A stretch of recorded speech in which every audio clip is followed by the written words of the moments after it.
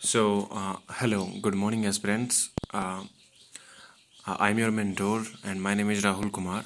And in the previous session, we already have talked about the parts of the Indian Constitution.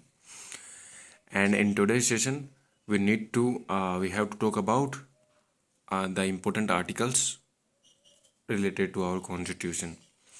हम पूरे articles को cover up करेंगे जहाँ तक हो सकेगा एंड उनमें भी जो इम्पोर्टेंट आर्टिकल्स हैं ना उन पर हम विशेष चर्चा करेंगे।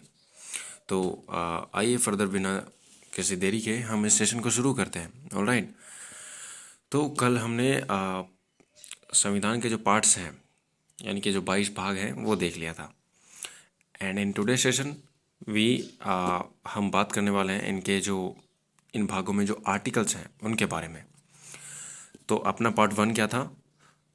पार्ट 1 में थे 1 to आर्टिकल 4 तक, यानी 4 आर्टिकल्स इसमें हैं। एंड ये है संघ एंड राज्य क्षेत्र से रिलेटेड, यानी कि जो यूनियन एंड स्टेट के जो क्षेत्र होंगे जैसे नाम परिवर्तन, सीमा परिवर्तन, उनसे रिलेटेड ये आर्टिकल्स हैं। ऑलराइट, तो आर्टिकल 1 क्या कहता है? आर्टिकल 1 कहता है कि India that is Bharat shall be A union of state.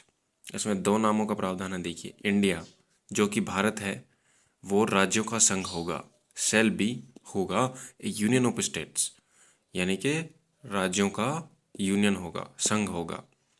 ठीक है, तो ये इजी सा है कि India that is Bharat shall be A union of states.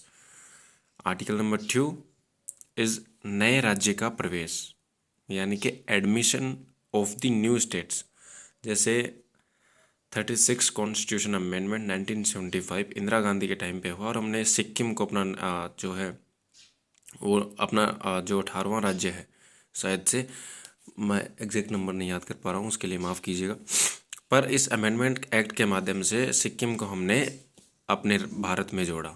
तो ये नया राज्य सिक्किम था, तो जिसको हमने भारत में ऐड किया इस अमेंडमेंट की सहायता से। और ये आर्टिकल 2 में लिखा है कि जब भी हम किसी नए राज्य को प्रवेश करेंगे तो हमें एक कॉन्स्टिट्यूशन अमेंडमेंट करना होगा और उस अमेंडमेंट के बाद ही कोई नया राज्य एंटर कर सकेगा हमारे इंडियन के और जो ये यूनियन ऑफ स्टेट्स है ना, तो इसके अंदर अगर किसी राज्य को एंट्री करवानी है तो अमेंडमेंट करना ज़रूरी होगा। आर्टिकल नंबर 3 से नए राज्य का गठन, फॉर्मेशन ऑफ न्यू स्टेट्स। देखिए, एडमिशन और फॉर्मेशन में अंतर है। फॉर्मेशन मतलब एक राज्य को तोड़कर दूसरा राज्य बनाना, उसका नाम बदलना, भाषाई आधार पर नाम बदलना हो चाहे किसी भी आधार पर नाम बदलना हो। जैसे तेलंगाना नया राज्य बना तमिलनाडु वगैरह से टूटकर, जम्मू एंड कश्मीर से टूटकर Ladakh and JNK, Jammu and Kashmir अलग हो गया। बिहार से टूटकर जैसे झारखंड बना था, तो ऐसे फॉर्मेशन हो गया, नए राज्य का गठन हो गया। यानी कि एक भारतीय क्षेत्र के एक राज्य से, राज्य विशेष से किसी विशेष क्षेत्र को तोड़कर अलग किया जाए, फॉर्मेशन किया जाए और नए नाम के साथ उसको भारतीय राज्य क्षेत्र में जगह दी जाए। तो इससे रिलेटेड प्रावधान है इस आर्टिकल नंबर 3 में। ठीक है, चाहे राज्यों का नाम, क्षेत्र, सीमा कुछ भी परिवर्तन करना हो तो आर्टिकल 3 के आधार पर ही होगा। And last one is article 4। And what is article 4 says that article 2 and 3 से संबंधित कोई भी प्रावधान है, कोई भी चेंजेस हैं, जैसे कौन से राज्य को प्रवेश करना है, किस राज्य का नया फॉर्मेशन वगैरह करना है, इसकी अल्टीमेट पावर किसके पास होगी? संसद के पास। और ये अल्टीमेट पावर है, समझ गए आप? एडिशनल पावर्स है। राज्यों की विधानसभा या विधान परिषद की अनुमति तक लेने की ज़रूरत नहीं है। संसद चाहे तो खुद से भी ये कर सकती है बिना किसी राज्य की विशेष परमिशन के, पर वो लेते हैं ऐसा। पार्ट 2 इज सिटीजनशिप, नागरिकता, एंड इसमें है article 5 to 11। Okay, article 5 says that संविधान के प्रारंभ से जो अगर नागरिक थे भारत के, यानी कि 1950 में लागू हुआ, तो उससे पहले अगर कोई भारत में रह रहा था तो वो भारत का नागरिक रहेगा बिना किसी शर्तों और बिना किसी कंडीशंस के। तो ये आर्टिकल 5 में है। आर्टिकल 6 है ये कि पाकिस्तान से भारत है, यानी विभाजन हो गया और पाकिस्तान से जो लोग भारत में आके रहना चाहते थे इंडियन सिटीजन बनकर, तो उनके लिए प्रावधान है कि उनको कैसे भारत की नागरिकता मिलेगी। आर्टिकल 7 सेज जो पाकिस्तान चले गए उनकी नागरिकता भारत में ख़त्म हो जाएगी, ऐसा इसमें प्रावधान है। और वहाँ जाकर अगर उन्होंने नागरिकता ले ली ना तो मतलब यहाँ ख़त्म होगी। 8 में विदेश में रहने वाला नागरिक अगर मतलब रजिस्ट्रेशन कराकर इंडिया की नागरिकता ले सकता है, पर इसके लिए शर्त यह है कि वो भारतीय मूल का निवासी होना चाहिए। उसके दादा परदादा पेरेंट्स या कोई भी उसकी रूट में इंडिया का सिटीजन होना चाहिए जो विदेश में रह रहा था। तो वो वहाँ की इंडियन एम्बेसी में जा सकता है, अप्लाई कर सकता है और सिटीजनशिप ले सकता है। ऑलराइट। आर्टिकल 9, यदि कोई व्यक्ति स्वेच्छा से किसी अन्य देश की नागरिकता ग्रहण कर लेता है तो भारत की नागरिकता समाप्त हो जाएगी।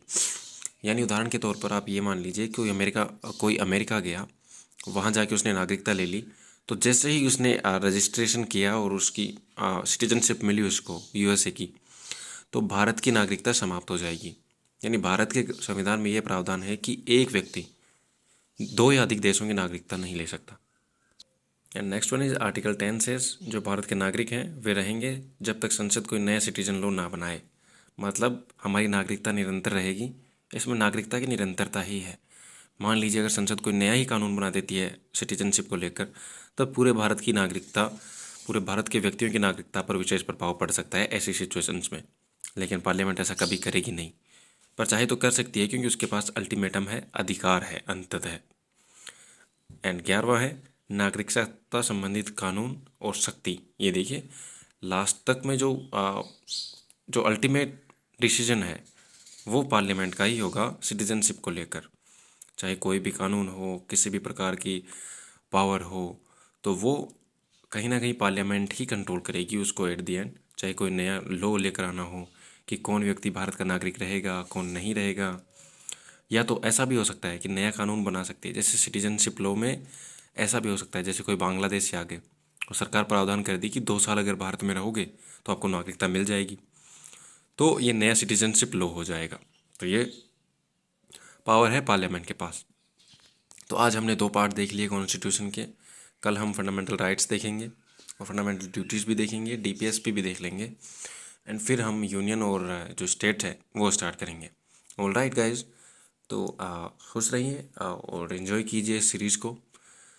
अगर किसी को पूरी वीडियोज़ एक साथ नहीं मिल रही हैं तो मैंने यूट्यूब पे प्लेलिस्ट बना दी है इसकी, तो आप you can check the playlist as well.